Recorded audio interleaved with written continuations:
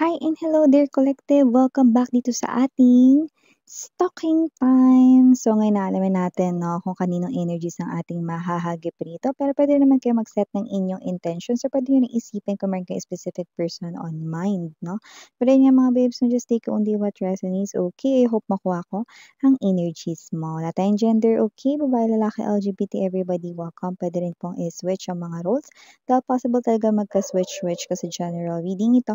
And at the end of the day, everybody, you have your free will. Like, it's up to you if you want to claim the messages or not. So, by the way, kung hindi nyo pa alam, meron pa tayong other channel. Link is down below sa ating description box, okay? At nag-upload din tayo ng collective readings for all signs doon. Okay, so let's go ahead and check these messages right here for you guys. Archangel Michael, thank you so much. Angel guides, can we get messages right here for collective, please? Who is this energy connecting to them very strongly? Who is this energy? Can you please show me?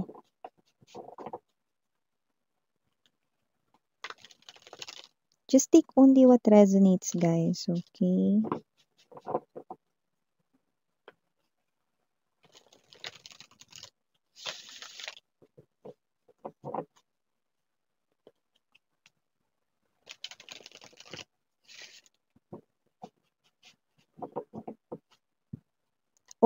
Okay, so let's go ahead and check these messages right here for you guys. So let us see.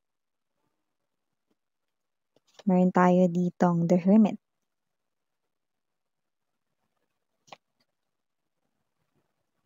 King of Swords.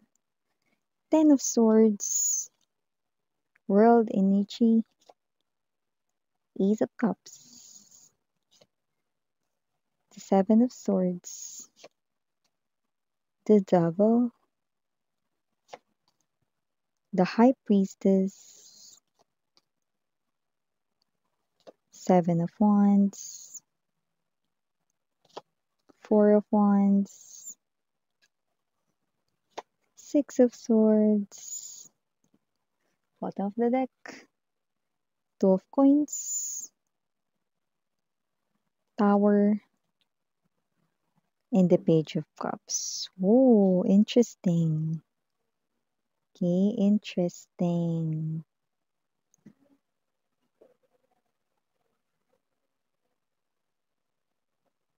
So, whoever energies ang present dito mga babes, nakikita natin dito that this person right here is someone na hindi siya rito makapaniwala na nagustuhan nyo siya. Pwedeng yung iba, with the Two of Coins right in here, maaring isa siya rito sa mga may gusto sa'yo, isa siya sa mga nanliligaw sa'yo. Wala tayong gender dito. Basta isa siya sa mga nagpapahatid rito ng kanya rito pagtangi, love, emotions, feelings para sa'yo. Pero maaring siya yung nakikita ko ritong pinili or pipiliin mo. And parang siya ito na talagang gulat na gulat, very thankful, I'm seeing him or her, na parang kala mo, lalabas na talaga yung puso niya sa dibdib niya, sa sobrang pagkagulat niya rito na maybe you have your options around you and this person pwedeng alam niya yon, Pero ano't ano pa man, magugulat talaga siya rito na siya yung pinili mo, Parang bakit ako yung pinili mo? Parang super lucky, super swerte naman daw niya, dahil pinili mo siya rito, Alam mo, ito nga yung klase ng person na may mga insecurities siya sa kanyang self.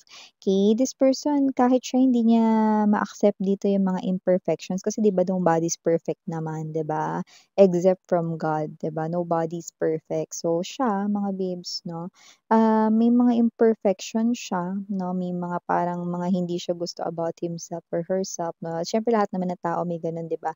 May mga imperfections, sa kani-kanilang sarili, And yeah, siya ito na hindi siya makapaniwala, na siya yung pinili mo rito, over somebody else or someone else, or siya yung pinili mo kahit wala nang ibang options around you, So may energy dito mga babes, na siya ito, na maaring at first, maaring isip siya ng kung ano-ano rito, maraming tatakbo sa isipan niya rito, with the World card energy right in here, and there's this Devil, na parang ano kaya 'to, talaga kayang pinili niya ako kasi mahal niya na rin ako, parang may mga gano'n siya ritong mga katanungan sa isip niya or ano ba 'to, pinili niya lang ba ako dahil naaawa siya sa'kin or ano ba 'to, dahil wala ba akong ibang karibal kaya niya ako pinili? Yeah, look at that energy 'no. This is someone na hindi talaga dito makapaniwala 'no, na pinipili mo siya,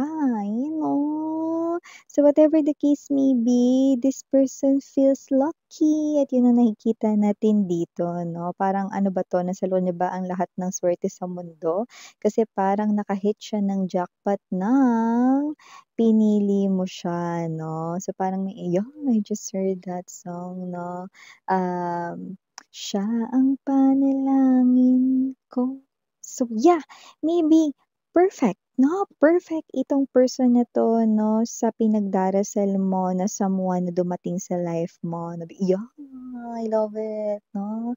I'm hearing another song 'no. I finally found someone.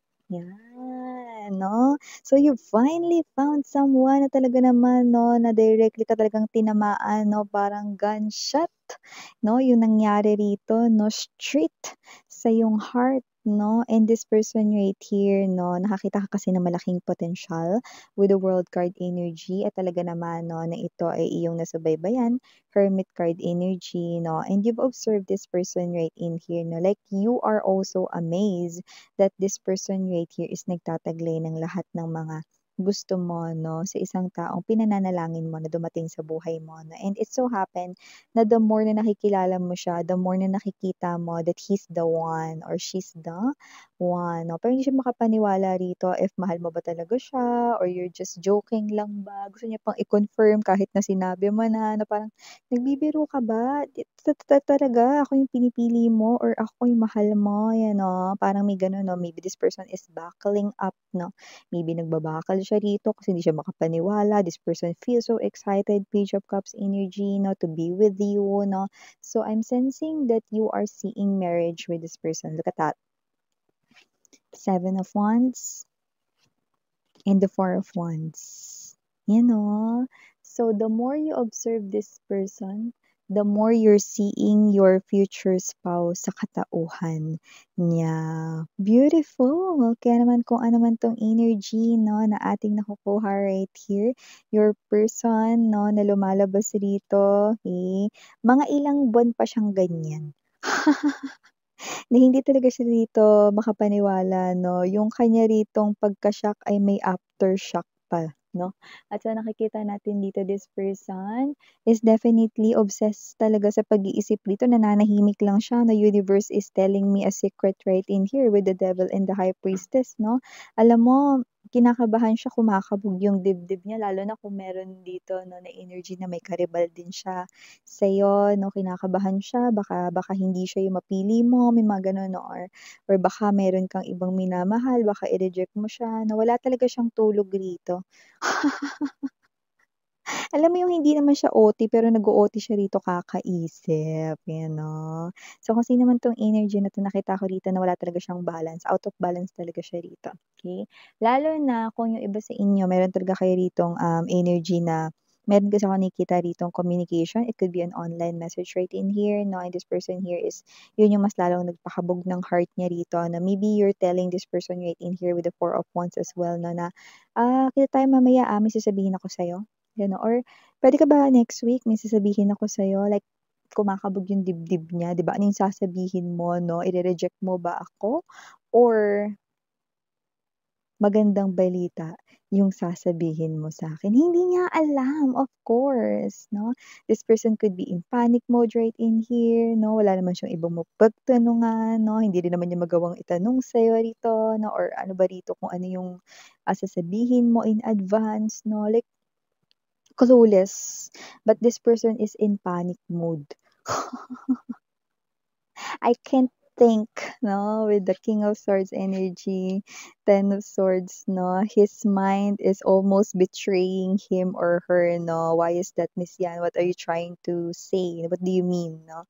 Ibig sabihin nun, no, yung isip niya, ang dami-dami na pumapasok sa isip niya, nalilito na siya, naguguluhan siya, but for some reason, kahit na may mga negativity siyang naiisip na what if ganito yung sabihin sa akin ni Collective, what if hindi niya ako sagutin, what if i-reject niya ako, what if basta din niya ako, what if sabihin niya na wag na akong magparamdam ng feelings and emotion ko sa kanya, wala tayong gender dito, babae, lalaki, LGBT.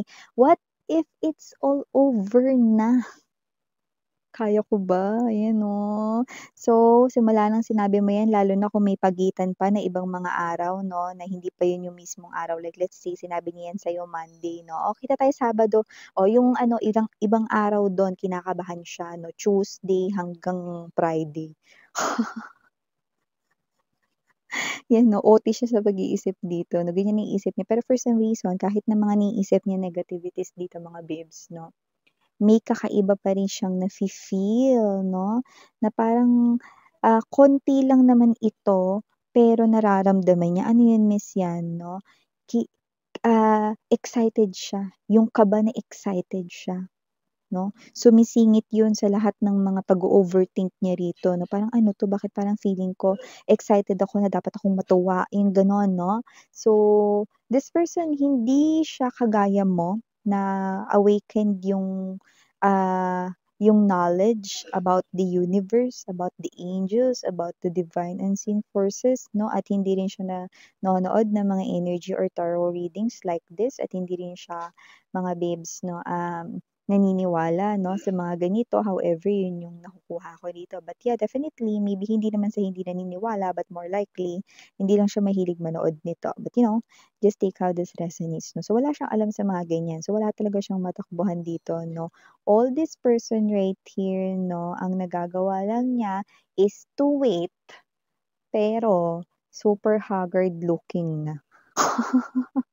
Super stressed na. So, no wonder na 'pag nagkita kayo nito may pimple na siya somewhere sa kanyang face 'no, or you could be seeing yun, ilang floors na or ilang palapag na 'no, yung kanyang eye bags right in here 'no, and maybe this person right here is parang makikita mo talaga na parang pagod ka ba sa work or nagpuyat ka ba kasi parang hindi ka nakatulog ng maayos? But voila, this person is definitely not someone, no, you're coming in pretty slowly here, sweetheart, na. But with the Ace of Cups energy, Six of Swords, good news. Eh, ang sasabihin mo sa kanya, no, you're taking it slow, you're gonna get to know each other more, okay? But I do see na nahulog na yung loob mo sa kanya, no? I do pick up that whoever this is, maybe this is your katrabaho, no? I'm seeing workplace romance right in here. Or maybe you've met this person here, no? As long as your finances ay related, or maybe, baka sa negosyo mo, no? Just take how this resonates, no? Pero yung iba sa job ninyo. Okay? Or way of earning a living. Now, you're coming in pretty slow, no? Alam mo, sa inyong dalawa, ikaw yung may pagka-joker or palabiro. So, nakita ko dito na parang baka pakabahin mo pa siya lalo rito.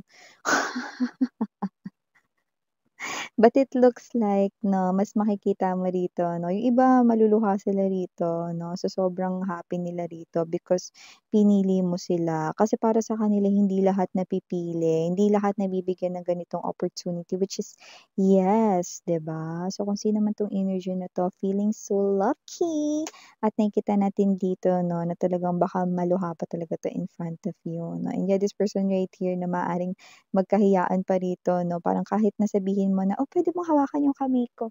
'No, parang may energy siya rito ng nahihiya pa siya or whatsoever. Ay naku, uwi. Nanay. So, nakita natin dito mga babes na kung sino man yung energies na ito, definitely you're diving into the connection, with this person right here and you are seeing no, a lot of potential, okay, na makakasama mo itong tao na 'to sa iyong future, okay? This is a very fresh start of something new when it comes to love for You. So for the initials right in here, no, we have here the letter R, and dito ang letter K, and dito ang letter S. We also have here the letter M, and dito rin ang letter L, and dito rin ang letter W, and last but not the least, the letter A. So yeah, no, for the other sign dito, no, or clues, this person right here could be someone na hindi niya masyadong love yung math. Or ang pagso-solve ng mga numbers for some reason ay picking up that, no? And also, this person right here is someone, no, na hindi siya yung palaayos. Oo, naglalagay siya ng puwedeng little makeup sa kanyang face, 'no? If it's a woman or a girl, 'no? Pero hindi yung as in full makeup, 'no? Okay, kasi nga simple lang yung datingan niya 'no. For the guys 'no, simple lang yung datingan niya, simple lang yung pormahan niya rito 'no. Like, puwedeng jeans 'no and shirt, okay, pero kabog, 'di ba? Parang yung energy niya rito is simple lang pero rock, 'di ba? Or simple lang pero may dating, alam mo yun 'no?